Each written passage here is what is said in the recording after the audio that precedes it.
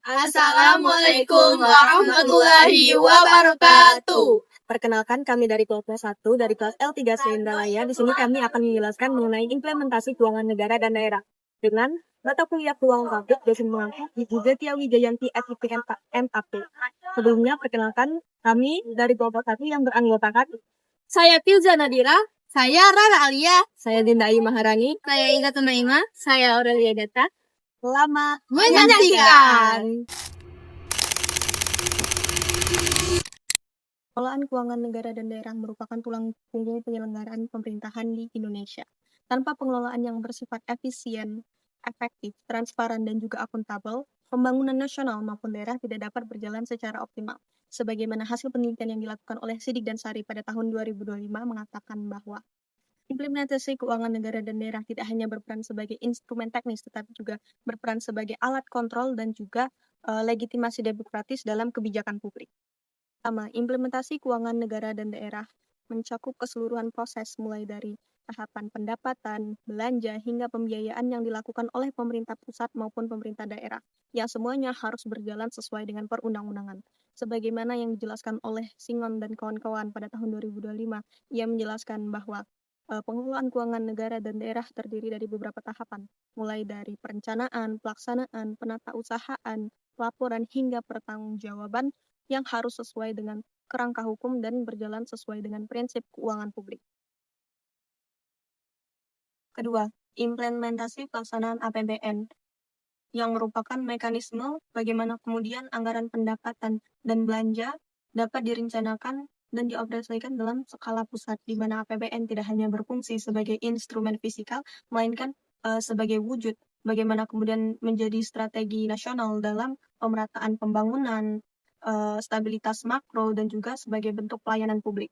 Ketiga, yaitu implementasi pelaksanaan APBD yang merupakan terjemahan dari kebijakan nasional ke dalam konteks lokal, di mana kemudian APBD itu menyajikan rencana pendapatan dan belanja daerah yang disusun berdasarkan aspirasi masyarakat, potensi lokal, dan juga disusun berdasarkan kewenangan oleh pemerintah daerah setempat. Dengan demikian, pengelolaan keuangan negara dan daerah sangat berperan penting dalam jalannya pemerintahan dan pembangunan di Indonesia. Apabila keuangan publik tersebut dikelola dengan transparan, efektif, dan juga akuntabel, maka pemerintah dapat memastikan bahwasanya dana publik tersebut dapat digunakan sesuai dengan tujuan, yaitu untuk mensejahterakan masyarakat.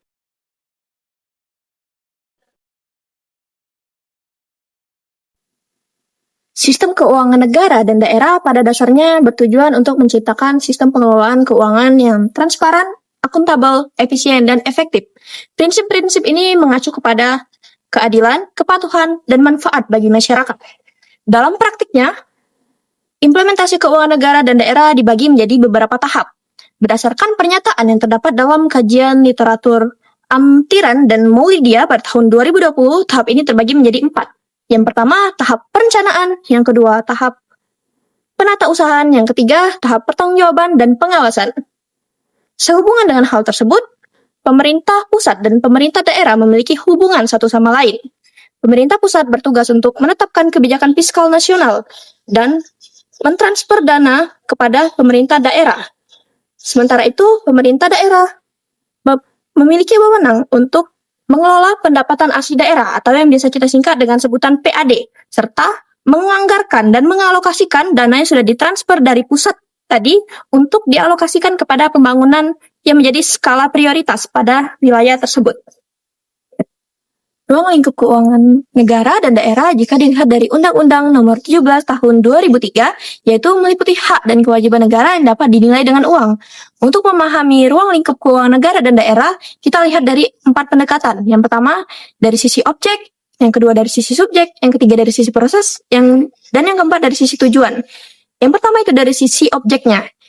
Objeknya yaitu hak dan kewajiban antara pemerintah dan warga negara. Kemudian dari sisi subjek, yaitu pihak-pihak yang terlibat. Kemudian yang ketiga dari sisi proses, mencakup penyelenggaraan bagaimana suatu kegiatan itu bermula sehingga kebijakan itu diimplementasikan. Kemudian yang keempat, itu dari sisi tujuan. Kita melihat seberapa besar manfaat yang diterima dari kebijakan tersebut kepada masyarakat.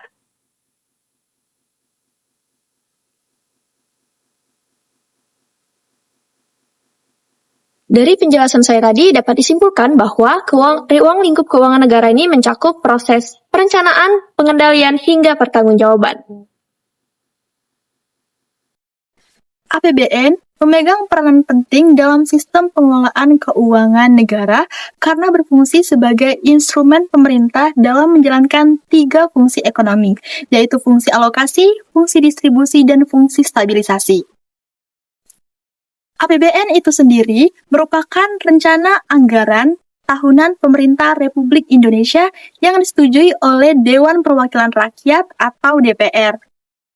APBN berbentuk berupa dokumen yang memuat daftar isi rincian penerimaan dan juga pengeluaran anggaran dalam kurun waktu 1 tahun. Melalui APBN ini, pemerintah Indonesia berupaya untuk meningkatkan produksi, membuka kesempatan kerja seluas-luasnya, yang ketiga meningkatkan pembangunan ekonomi yang berkelanjutan, dan yang terakhir mewujudkan kesejahteraan bagi masyarakat secara adil dan juga makmur, baik secara material maupun spiritual sesuai dengan Pancasila dan juga Undang-Undang Dasar 1945. Adapun struktur APBN. Menurut Amtiran dan Molidio pada tahun 2020, struktur APBN dibagi menjadi 5 macam. Yang pertama ada pendapatan negara dan juga hibah. Pendapatan negara itu bisa berasal dari pajak maupun non-pajak. Yang berasal dari pajak ialah pajak penghasilan, PPN, dan juga bea cukai. Yang berasal dari bukan pajak ialah seperti keuntungan BUMN, royalti, dan juga dividen. Dan hibah. Hibah merupakan salah satu bantuan yang diberikan oleh lembaga luar negeri ataupun negara lainnya yang bersifat secara sukarela. Dan yang kedua itu ada belanja negara. Belanja pemerintah pusat ini diperlukan untuk kebutuhan kementerian maupun lembaga lainnya, untuk kebutuhan gaji ASN dan juga pembangunan infrastruktur, serta untuk pemberian subsidi. Dan yang ketiga itu ada keseimbangan primer. Keseimbangan primer ini merupakan selisih antara pendapatan negara dan juga belanja negara, tidak termasuk dengan pembiayaan bunga utang. Dan yang keempat itu ada keseimbangan umum. Keseimbangan umum merupakan selisih antara total pendapatan negara dan juga total belanja negara. Dan yang terakhir adalah pembiayaan anggaran. Sumber pembiayaan anggaran bisa berasal dari dalam negeri maupun luar negeri. Yang berasal dari dalam negeri diantaranya seperti penerbitan surat berharga negara atau SBN, sedangkan yang berasal dari luar negeri ialah pinjaman dan juga hibah yang didapatkan dari luar negeri. Selanjutnya adalah proses implementasi APBN. Tahapan implementasi APBN dimulai dengan penyusunan daftar isian pelaksanaan anggaran atau DIPA, yaitu merupakan dokumen yang digunakan oleh pengguna anggaran sebagai salah satu bentuk dalam melaksanakan kegiatan pemerintahan. DIPA berfungsi sebagai dasar hukum dalam penggunaan anggaran selama 1 tahun dan sebagai pedoman pelaksanaan program kegiatan di setiap satuan kerja. DIPA sendiri terbagi menjadi 2 jenis. Yang pertama ada DIPA induk dan yang kedua ada DIPA petikan, yang masing-masing memuat daftar rincian alokasi anggaran, lalu membuat perencanaan penarikan dana, serta memuat informasi program kegiatan dan juga pelaksanaan. Dalam pelaksanaannya, seluruh transaksi keuangan negara tentunya dicatat secara sistematis sebagai bentuk pertanggungjawaban dalam penggunaan anggaran. Adapun pengawasan yang dilakukan oleh pihak internal maupun eksternal untuk memastikan bahwa dana publik digunakan secara tepat sasaran dan juga secara adil dan sesuai dengan ketentuan yang berlaku. Yang terakhir ada contoh implementasi APBN. Salah satu bentuk nyata dari implementasi APBN ialah pembangunan infrastruktur yang bisa kita lihat seperti pembangunan jalan tol, jembatan, ataupun juga bandara yang berfungsi untuk meningkatkan konektivitas antar wilayah.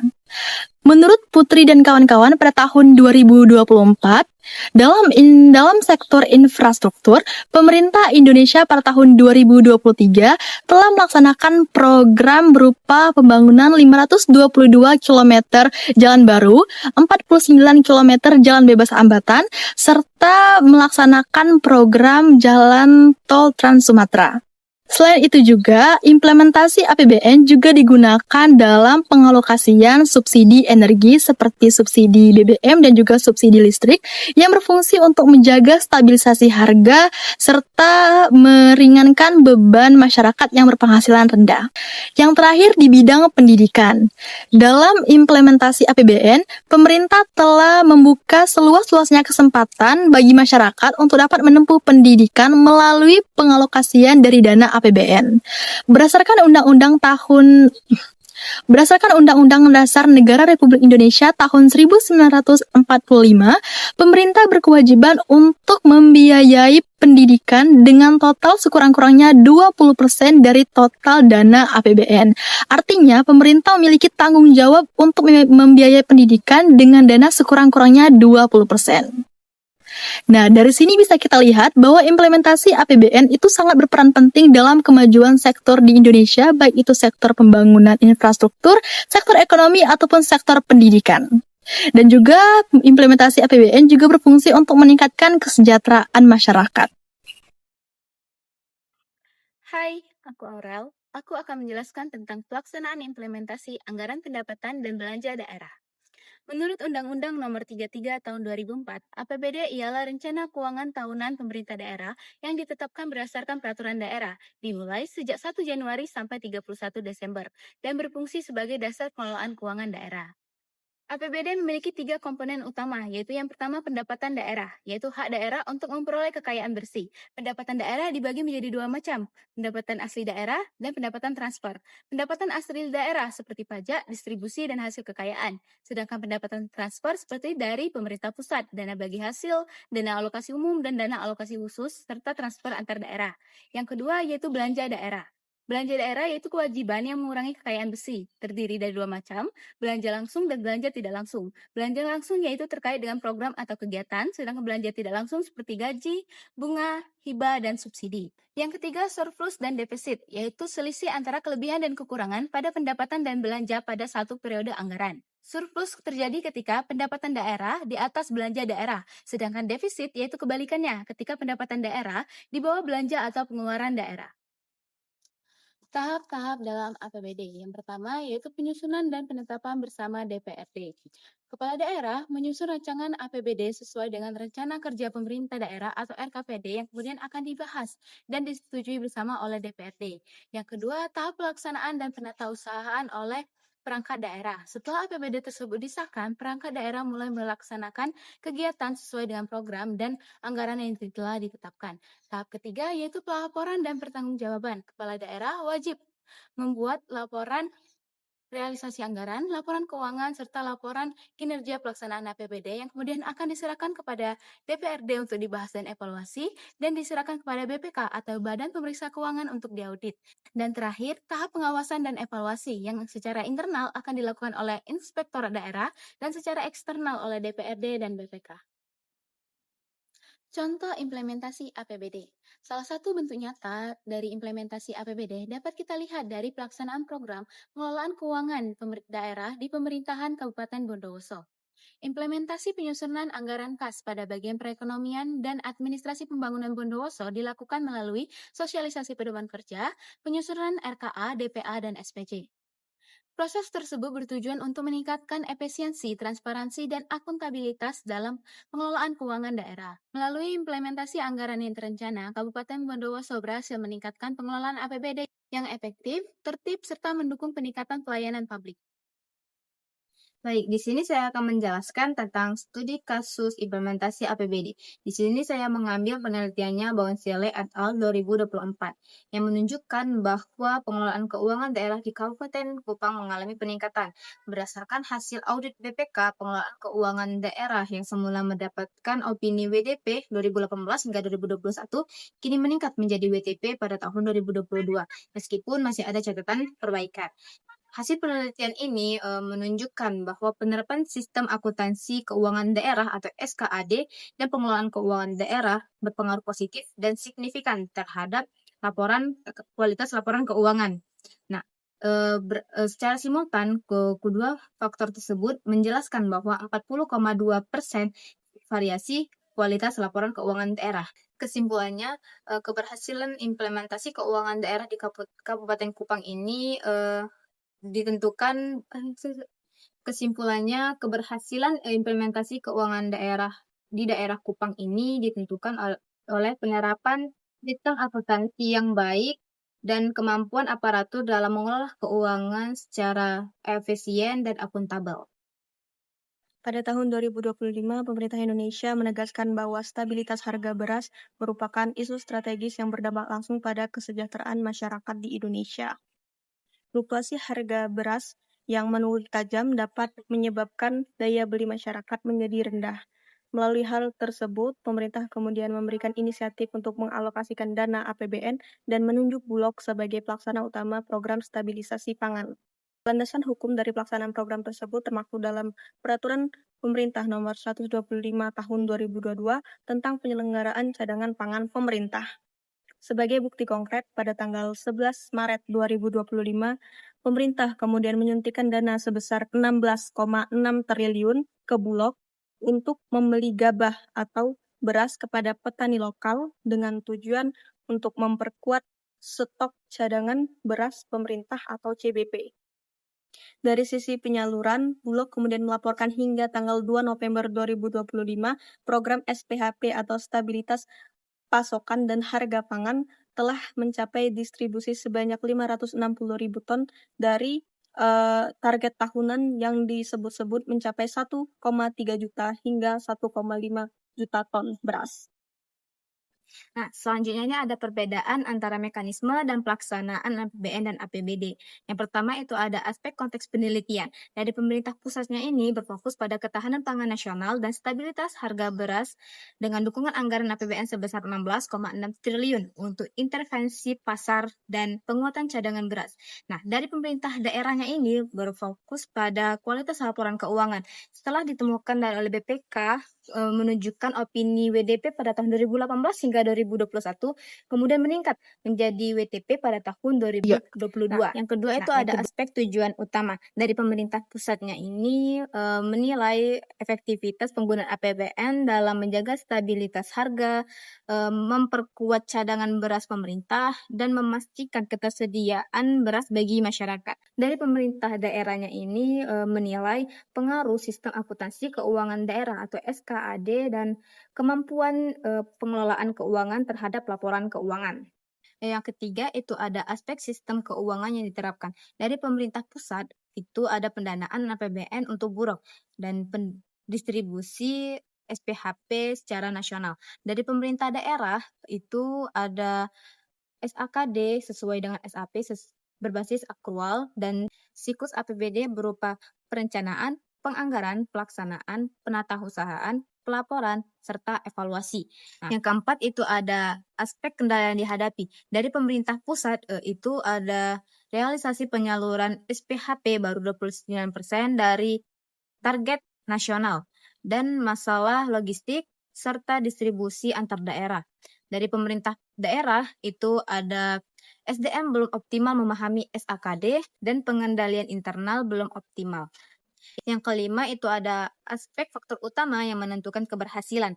Dari pemerintah pusat itu ada kekuatan cadangan beras pemerintah dan efektivitas distribusi SPHP. Dari pemerintah daerah itu ada tingkat transparansi dan akuntabilitas serta kualitas implementasi SAKD. Baiklah, itu tadi penjelasan dari kami mengenai implementasi keuangan negara dan daerah. Semoga materi yang kami sampaikan bermanfaat. Mohon maaf apabila ada salah kata, kepada Tuhan kami mohon ampun. Sekian dari kami. Wassalamualaikum warahmatullahi wabarakatuh.